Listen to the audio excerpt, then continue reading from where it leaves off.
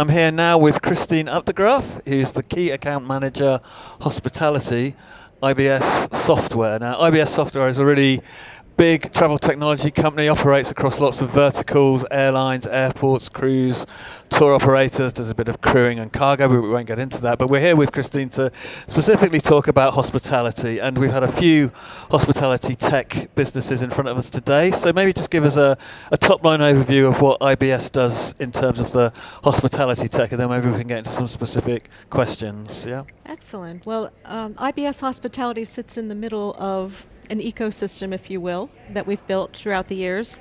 On one side of that ecosystem are the suppliers, the hotels and other accommodation providers that may be out there, and on the other side are the various distribution partners, such as OTAs, tour operators, inbound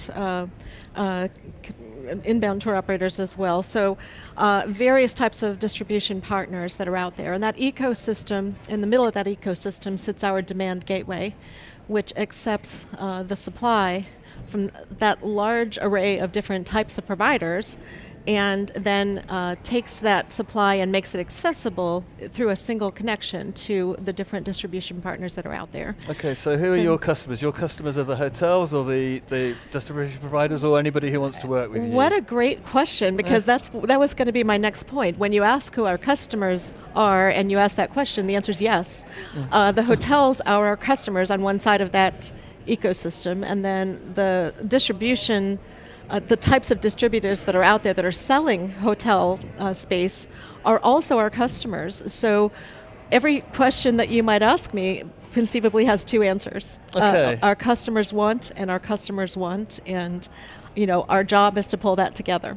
Okay, well, if I'm getting two answers for every question, so I better crack on then, haven't I? So, just sort of what conversations are you having with your customers now that you maybe weren't having a year, 18 months ago, just to try and get an idea of how the hospitality tech from both ends of the scale are working. So in terms of the hotels, what sort of conversations are you having now that maybe you weren't a while ago? Well, I think one of the, it's not new to think about dynamic distribution as being an important piece of the hotel distribution model.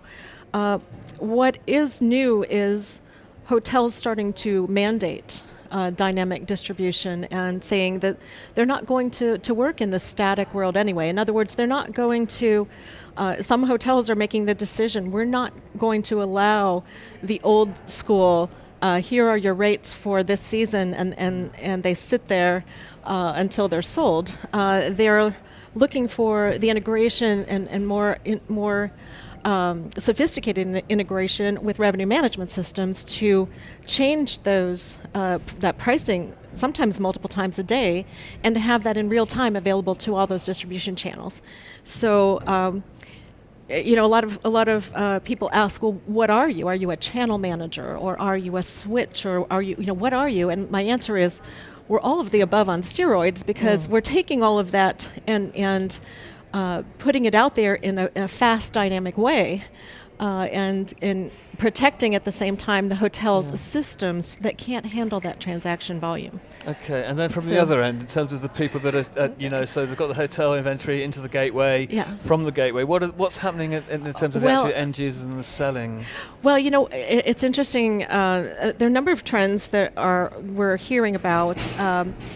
The distribution partners want to go mobile. The hotels want to go mobile too, but the distribution partners are wanting to go further and further into mobile technology on their front end, and this is because that's what the users are doing. The buyers are out there on their devices shopping, and that means that everything has to be more compact and more concise and more personalized, because if you've got to do something quickly on a mobile device, which is what the generations want now, you have to almost be prescient to know what it is they're looking for. And so this is what we're hearing, and it's incumbent upon us to build our database almost exponentially. The amount of transactions we process doubles, and then it doubles again the next year, and we have to be in a position to manage all the data required to personalize the experience make the experience differentiated based upon the distribution partners' play. Okay, so you're the precedent, so you almost have to know in advance what people are going to shop for. So is that a sort of like a tech challenge, or is it just more a sort of a UI, a user interface? It's a tech challenge because the amount we find that the distribution partners are getting data from multiple sources. They're going to credit bureaus. They're getting consumer purchasing data. There's a little creepiness in this at times because they're going out there and getting that data from multiple sources and then applying that some rules based off the assumptions of what is the purchase pattern of this consumer.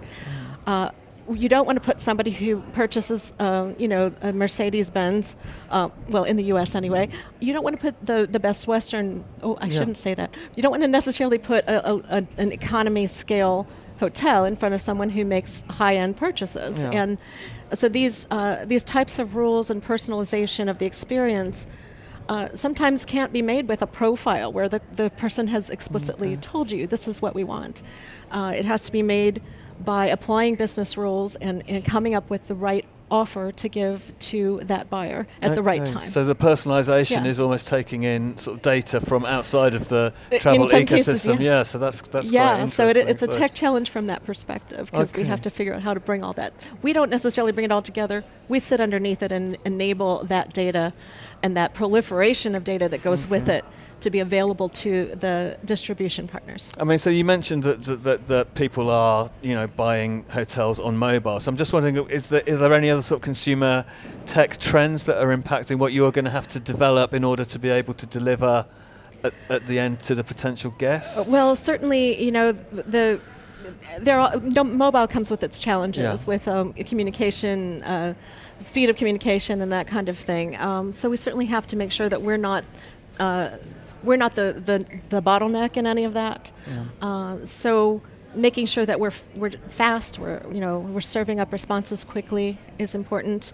Making sure that we're with the right partners and we have solutions to provide when some of our partners don't have necessarily their own talent.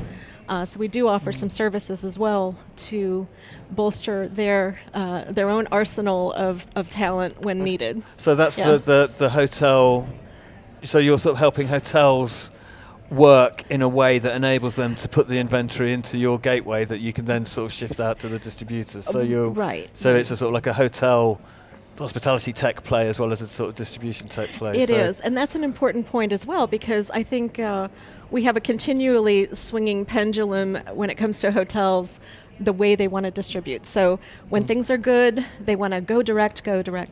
And when the pendulum swings the other way and there's some challenges in the economy or other factors that cause the things to slow down, help us distribute through all these other channels and third parties, and it kind of goes this way. Yeah, I mean that's interesting. I said we've talked to quite a few hotel tech providers, and I haven't heard that pendulum analogy is quite nice. So it's almost as if there are factors outside of the sort of the travel system, sort of like the macro factors that might influence the way in which hotels distribute their inventory. They absolutely do, and some of those are regional, some of those are global.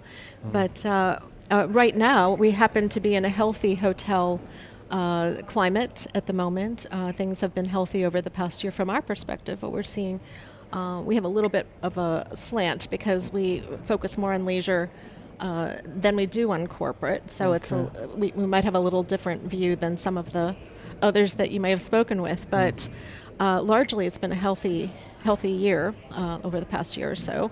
So go direct is what we hear. So the hotels see technology that a partner or an OTA or somebody has out there. They want it too. They want it for themselves.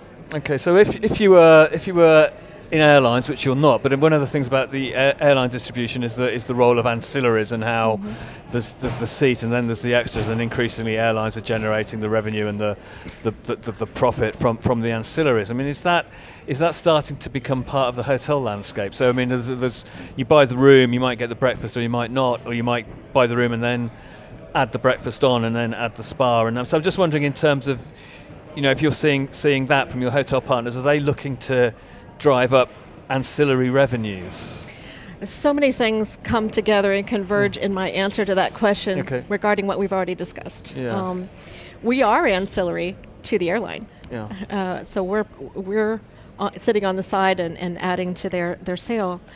The OTAs have long been long involved in packaging, putting together airline, hotel, rental car activities, and because of where we are in that pendulum with the hotels right now, they're also saying, wait a minute, I want to package my hotel with activities in my destination, or I want to package my hotel with tickets to a theme park, or I want to package my hotel along with maybe an airline solution, and I want to do it myself.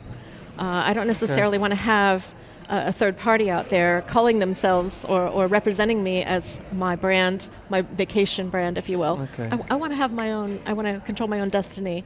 So we are in a very big upswing right now on answering the call to not only manage hotel availability rates, inventory, booking, but to expand that to manage other types of inventory that include all of the above, everything I just mentioned. And that's a big initiative for us right now. And is that something that's happened sort of quite recently? The hotels are looking to add ancillaries to the core product. So the discussions, the hotel's interest has ramped up recently. I think we've been having these discussions internally. We always are looking forward several years to figure out what's going to be needed.